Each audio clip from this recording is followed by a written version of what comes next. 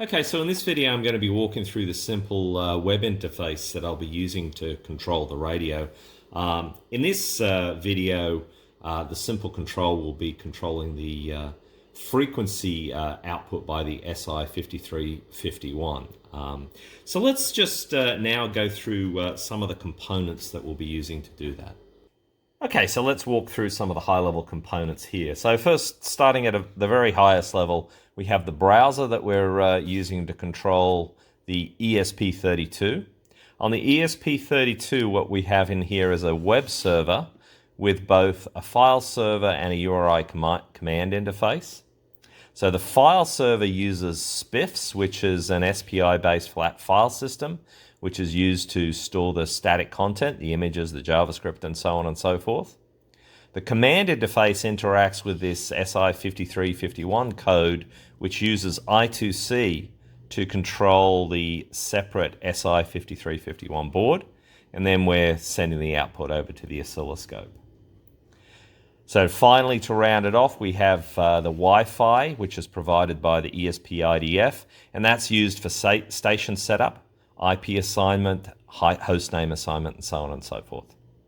And of course, this all sits on top of the ESP-IDF, which I went through in one of the previous videos, which is the Internet of Things development framework provided by Espressif.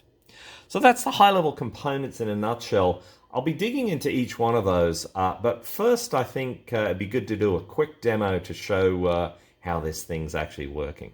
So let's quickly walk through the test setup we got here. So you can see here, here's the, let me just pan down so you can see that properly. So here's the ESP32 board running here. It's currently connected to the computer, but that's just for power. There's no communications that actually flows through the USB cable. Here's the SI5351 board, and you can see here I've got the setup that I've used in a lot of the other videos. I'm actually emitting a 0 and 90-degree signal out here, and then displaying the results on the oscilloscope.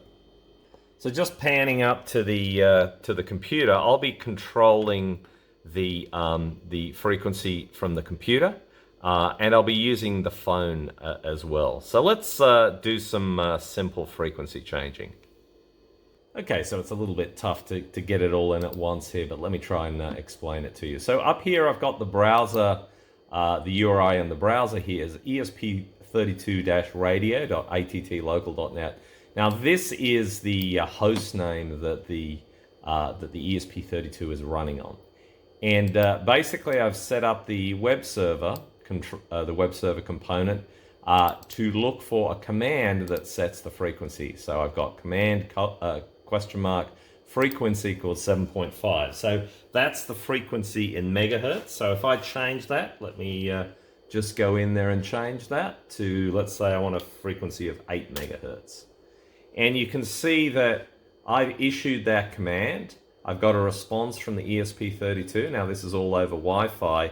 And if you have a look down at the oscilloscope, you'll see there that the frequency output's changed to 8 megahertz. So let me change that again to, let's say, 14 megahertz. And there you can see on the oscilloscope that 14 megahertz is now the output. Let's try and change it to outside the range. So 777, and you can see there it's got some simple error checking in there. Okay, now that we've walked through the simple URI interface, let's have a look at a UI that I've built on top of that invokes that interface. So this UI is built using React.js. It's a JavaScript development ecosystem that kind of runs on Node and Node Package Manager. And I'll get into a little more details in the code of that later on. But here's the example here. So the interface is pretty simple. I've got a display of frequency here.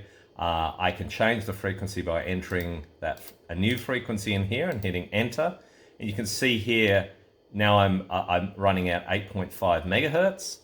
And you can see here over on the oscilloscope, I've changed the frequency as well. So let's try 14 megahertz.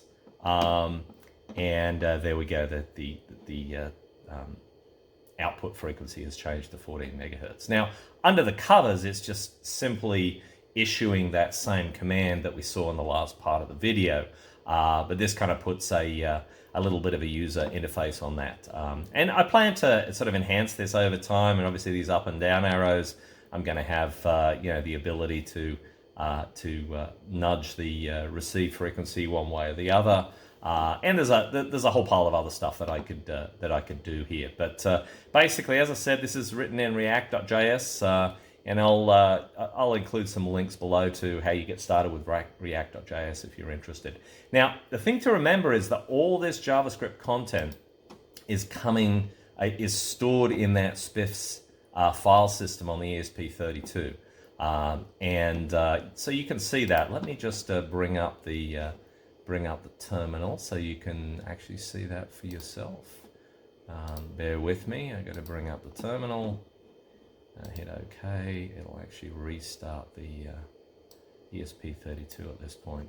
So you can see there it's restarting it. So let me go back to the browser and I'll reload this browser, and you'll be able to see those JavaScript components come off the ESP32. So there you can see there it's serving those JavaScript components out there, 15, 19 bytes, 135K, and so on and so forth.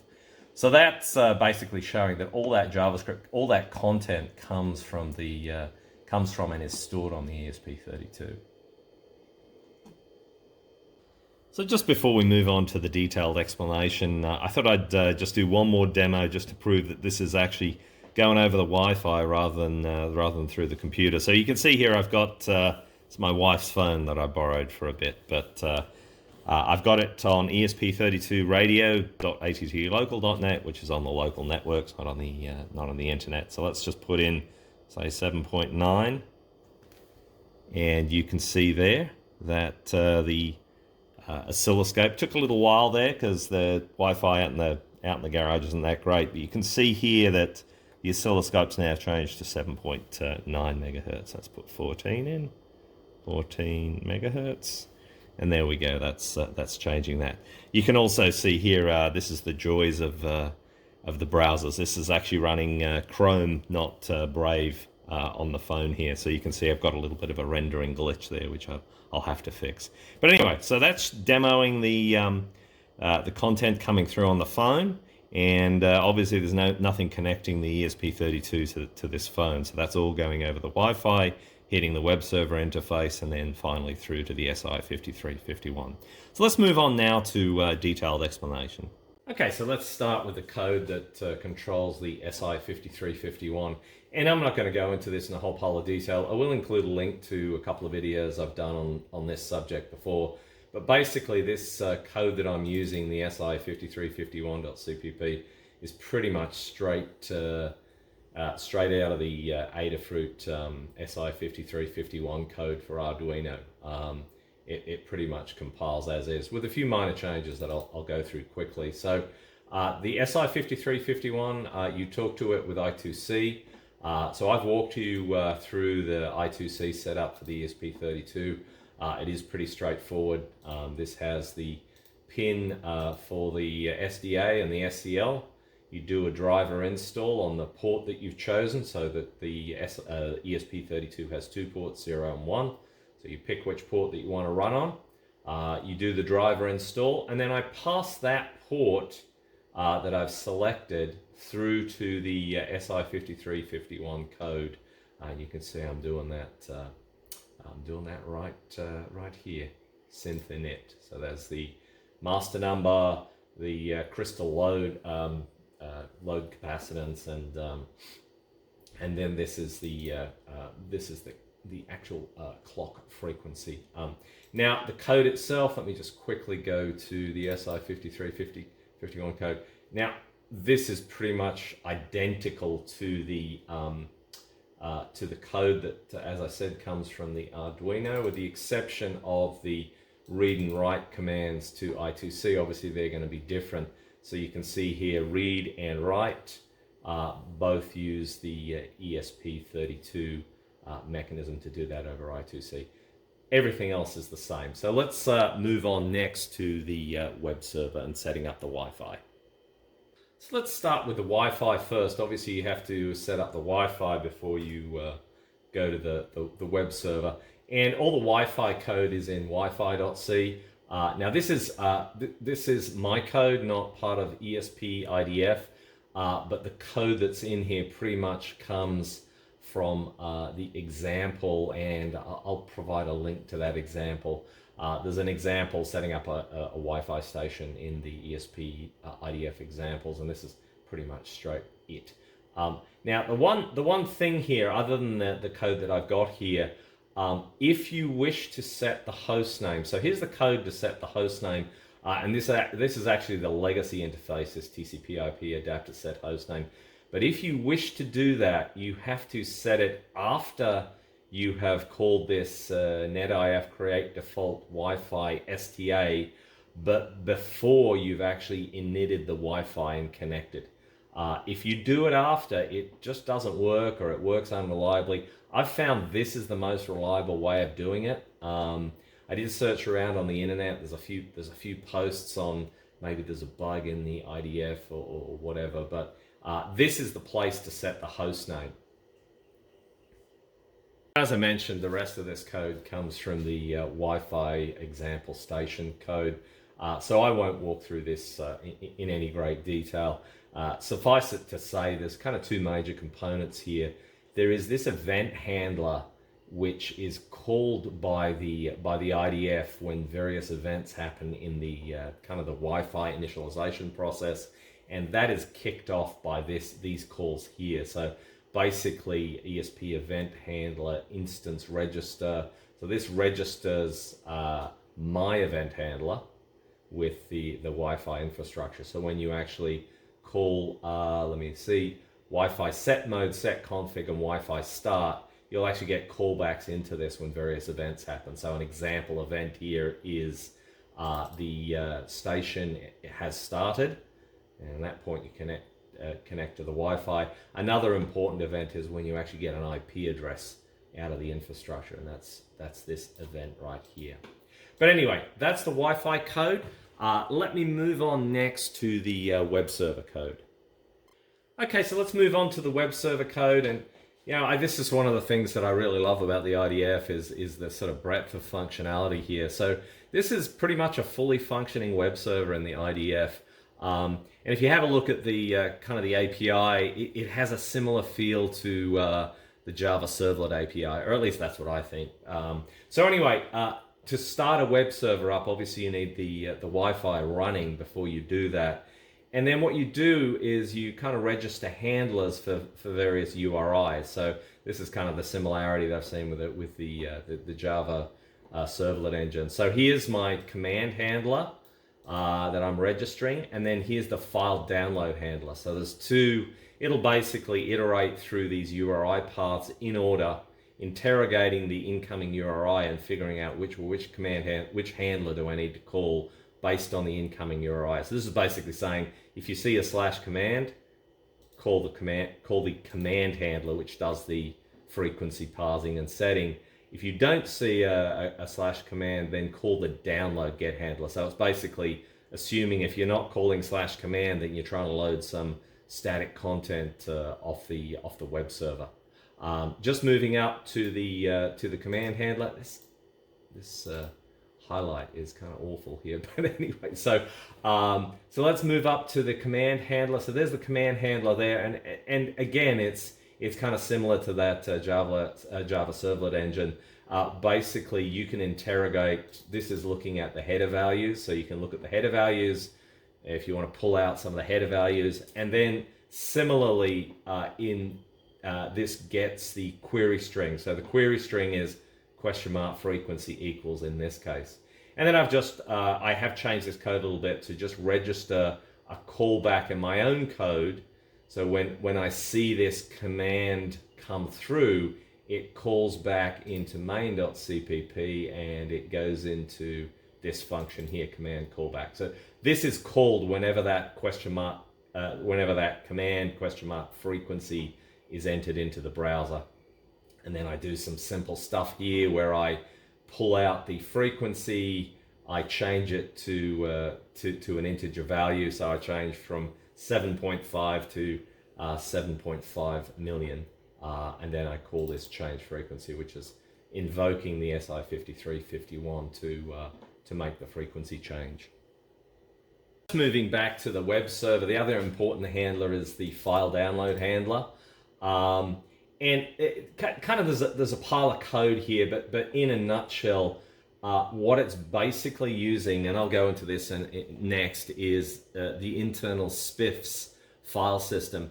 Let me defer the discussion of SPIFFS till then, but basically it's a flat file system. It looks at the path and then it figures out just from the path where do I go in the SPIFFS file system. And the content is actually in the project here, and I'll describe that in a little more detail in the SPIFFS section. But here's the content here. So it's all under web server files, and then all this content here gets uploaded into the ESP32 onboard file system, and then this handler code basically serves it from this from that portion. It actually does it responds in chunks, so it doesn't load it all into memory and then emit it. It basically builds up 2 to 3K chunks for the data and then transmits it to the browser that way. So I kind of deferred talking about SPIFFS. Let's move into SPIFFS now, and we'll do a quick description of SPIFFS and then describe how it's used in the web server. Okay, so here I am on the SPIFFS page of the ESP32 API reference, and the description's right here. So it's basically a flat file system. So in other words, you can record, you can put slashes in the file names, but basically it's a flat directory structure. There's no hierarchy in there. Now, the other thing to note with SPIFFS is the file names themselves are limited to, I believe, 64 characters maximum, and you configure that in the IDF config. So let's just go there and we can quickly have a look at the SPIFFS configuration here. Bear with me, this is just running through. So if you go through down to this portion here, so you can see here, I didn't touch any of these other settings. The only setting I touched is the maximum file name length. And because these, this has quite a long sort of directory path length, I had to up that. The default is 32, and I upped it to 64.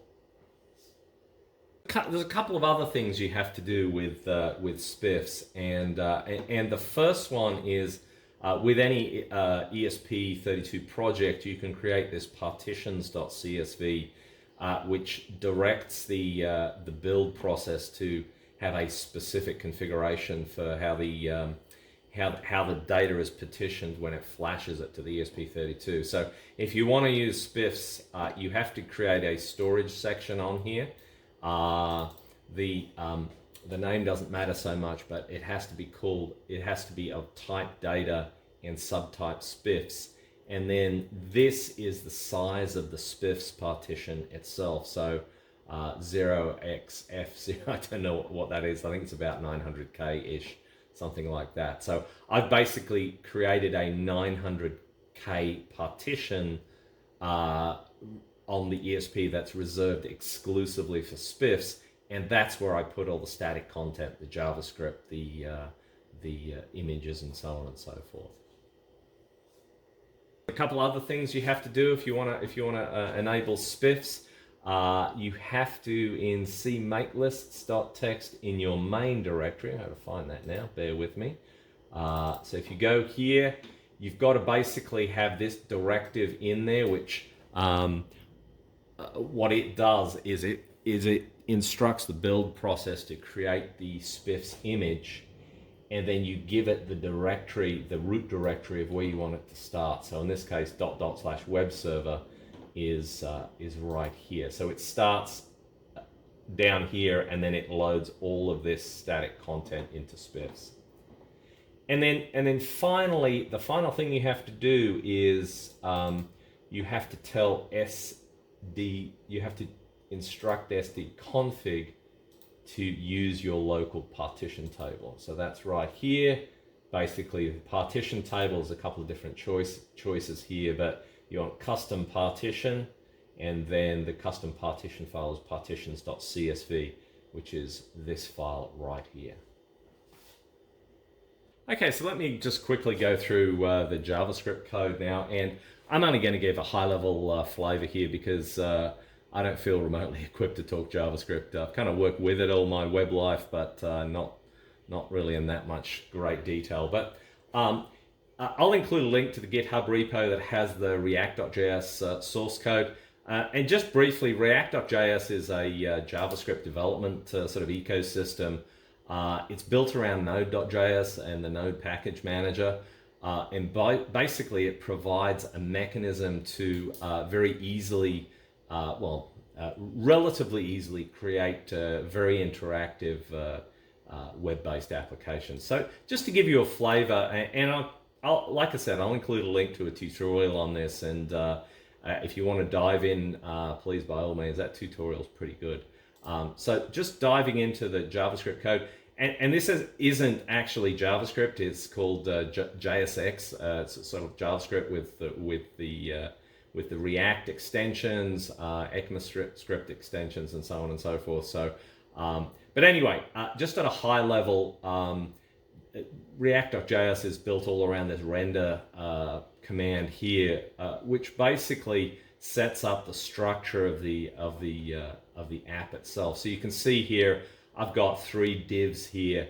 The leftmost div is the frequency control, so just move. So this is the frequency control right here.